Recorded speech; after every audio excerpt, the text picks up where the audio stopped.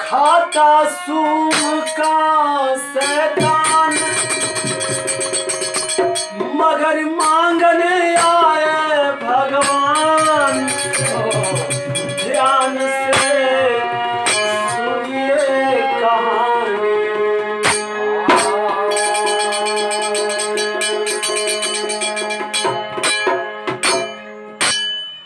पूर्वांचली बिरहा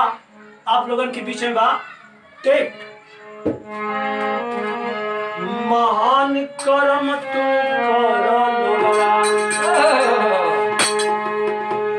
इंसान से हो जाइबो भगवा। महान कर्म तू कर लोगवा।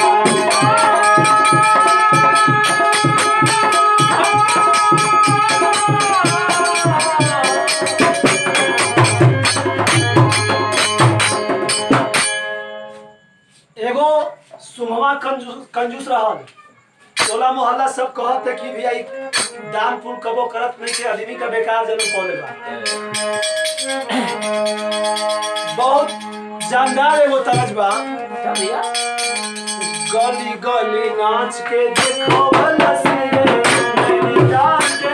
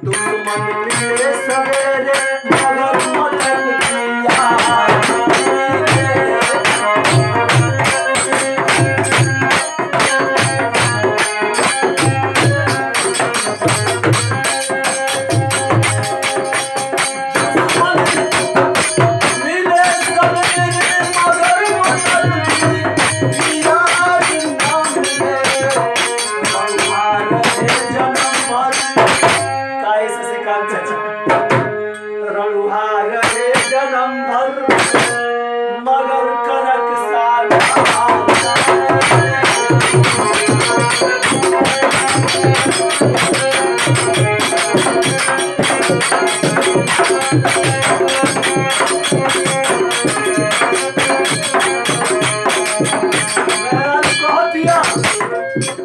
गंगा नहा लिया ग्रहण में दर्शन कर लिया दान पुण्य कर लिया दे दे भैया कहते कि देख हमके इतना फेरा में मत डाल कहते कि तू पूरा गांव के फेरा में डाल वाला हो पूरा गांव तोरा छेड़ दे फिर हमारी बोली कि नहीं बोली सोचा था तीरथ में मांगे वाला के कबो मांग ना कर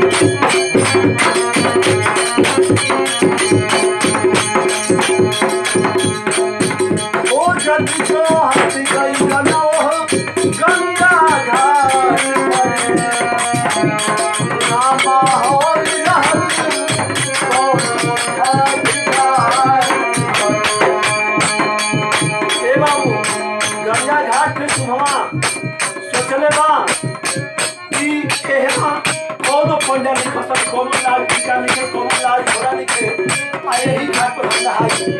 जौना घाट पे लोग मूत्र मल मतलब शौच के घाट पे गए बा नतीजा कौन घाट बात लिखे और तब तक नतीजा निकलल का दादाजी नतीजा तब तक निकलल का शिव जी के तो पूरा खत्म लेकिन पूरा में दादा तनबे न बने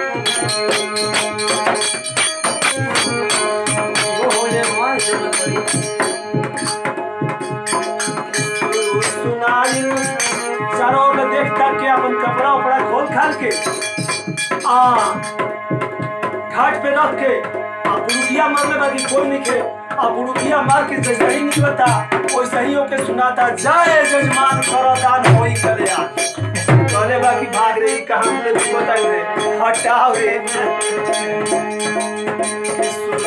स्नान सुनाई जय जजमान हम स्थान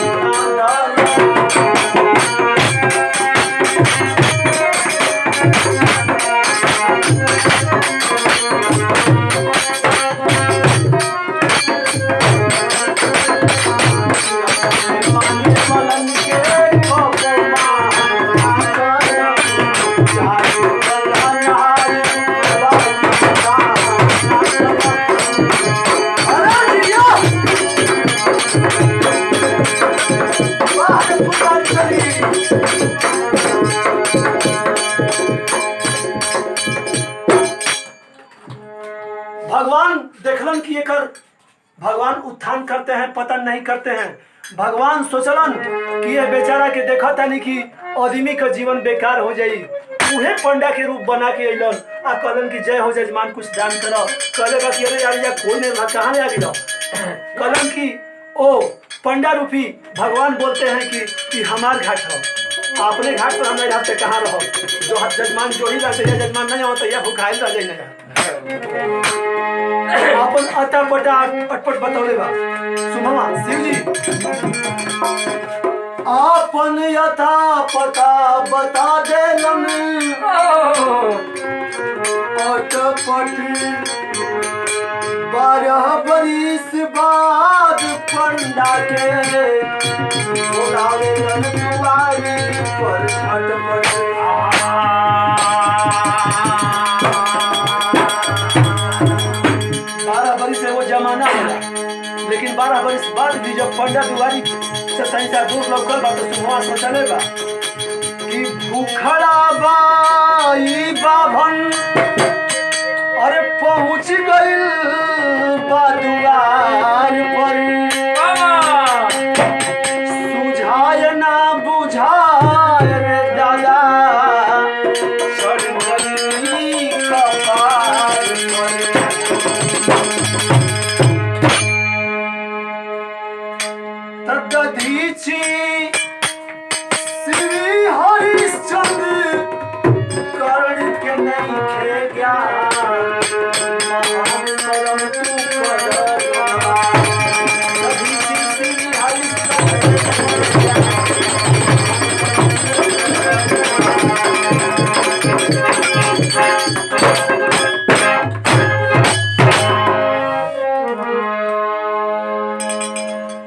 दधीची सीवी हरिश्चंद्र लोगों का दान लोग पाखंड समझते हैं, मगर देखें बाबू, दो ही हाथ मिलल हो, कहने का मतलब ही हुआ कि एक हाथ से खा दूसरे हाथ से खियाओ, एक हाथ से जियो दूसरे हाथ से जियाओ, एक हाथ से पियो दूसरे हाथ से पियावा। वाह वाह वाह। मगर ये बात के लोग ना समझता, लोग समझता कि दोनों हाथे बटोरत है, भगवान 10 बोतल रहता था और इन्हें बटोरत है। आगे देखे बाबू, पर ये लोग बारात करे चलते हमारा जम के गाने जैसे नवे बसवा के हो कई निगाह लहिन नई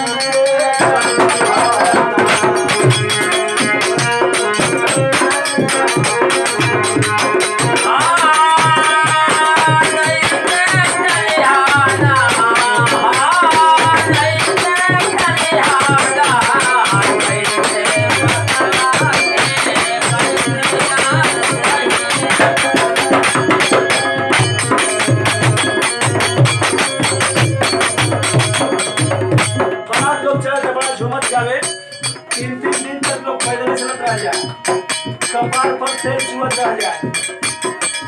खुशी रहे कि बारात जाएगी बा।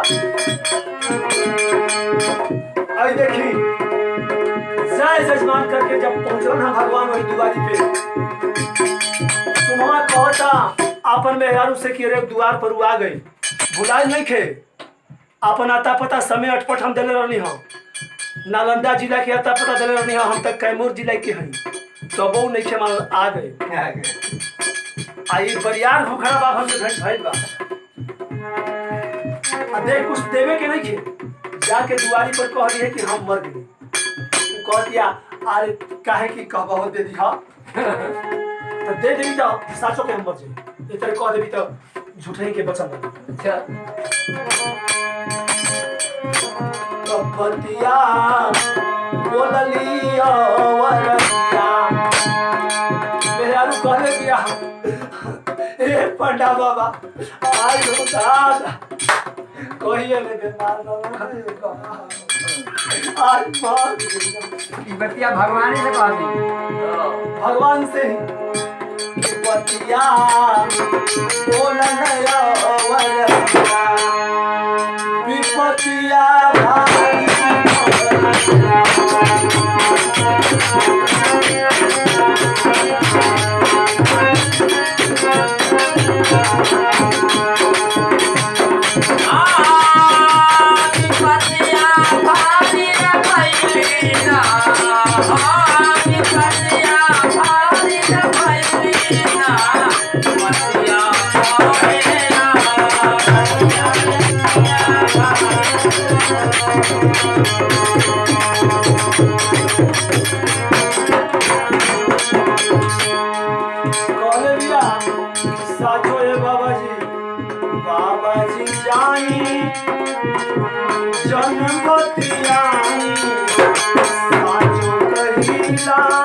मोर पतियाई रतिया बढ़ल बे पतिया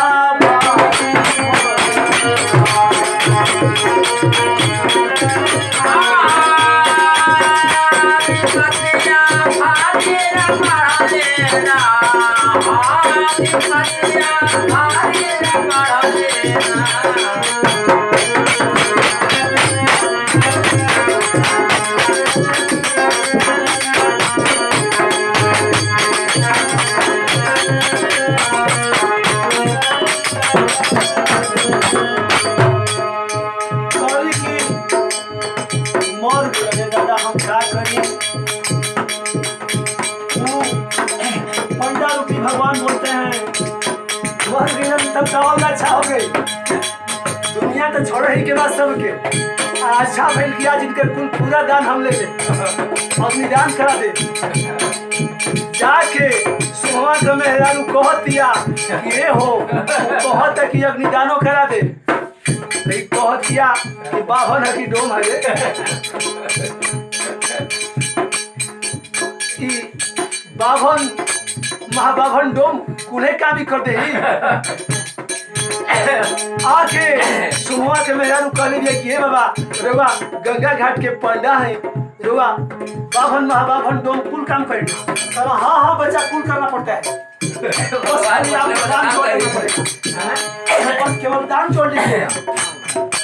बाभन का काम करेंगे तो बाभन का दान देना, महाबाभन का करेंगे महाबाभन का दान दे देना, दोम का काम करेंगे दोम का दान दे देना। सुमुआ कहते कि हाय रे बाभन।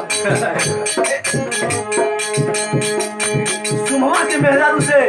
वो पंडा रूपी भगवान बोलते हैं, क्या कहते हैं?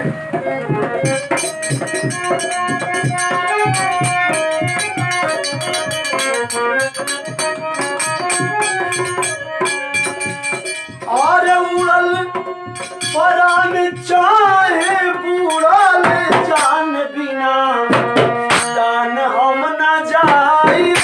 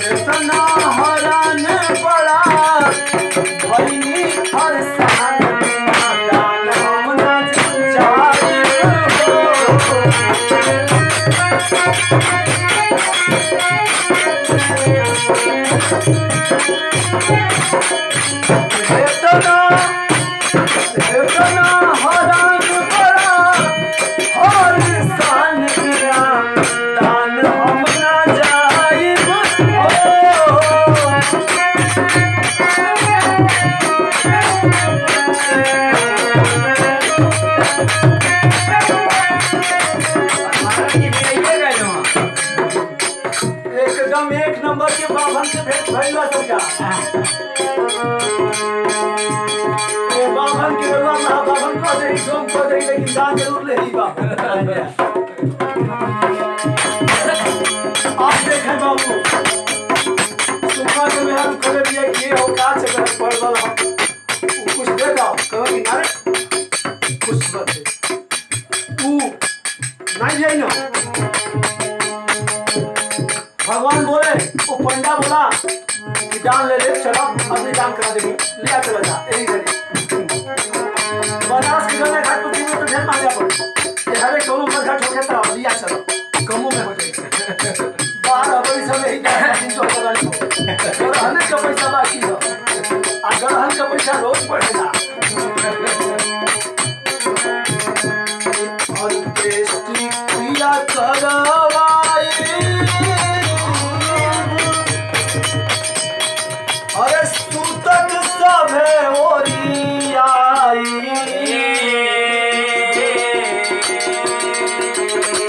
अरे चिता बोझवाई बुहम दियवाई बुयगिनिया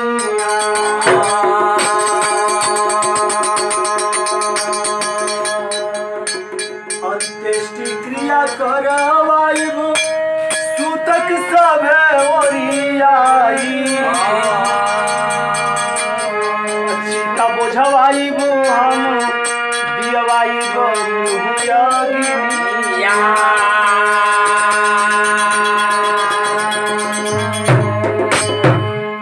तनिको ना छोड़ब हम दान दक्षिणा जोड़ब हम तनी को ना छोड़ब हम दान दक्षिणा जोड़ब हम अरे मकान दुकान दिया जेवन खेत बाड़ी खरी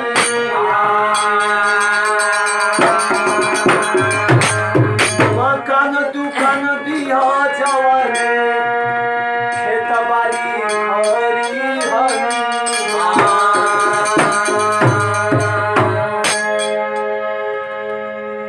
मकान दुकान खेती बाड़ी बगीचा का जवन हुई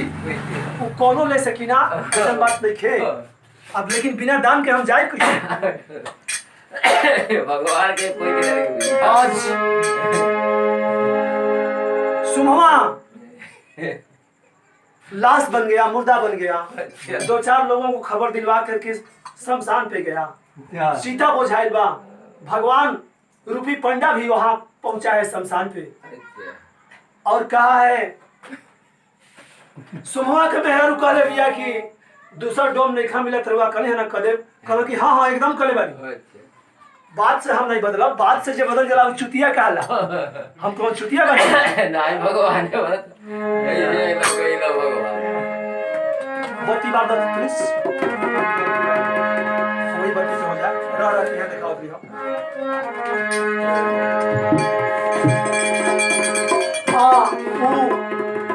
अब सीता जब बुझाइल बा अच्छा अग्नि के अपन पैसा कुल जोड़ के बतौला हो सुमवा कहलस कि ई तो बहुत बेकार हो गई कर जोड़ के ई तो कुल लिखवा ले का तुरंत सुमवा अंदर से कहले बा कि अग्निदान मत दो हम जियत हैं सब में सीता को पैसा लकड़ी फहराए लगा बत्ती की यहाँ रहो ना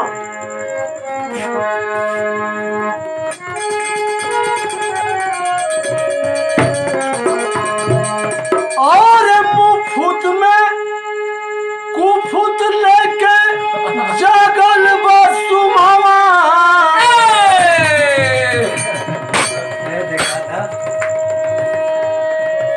अजियत रहल जहर पियत पागल बसुमावा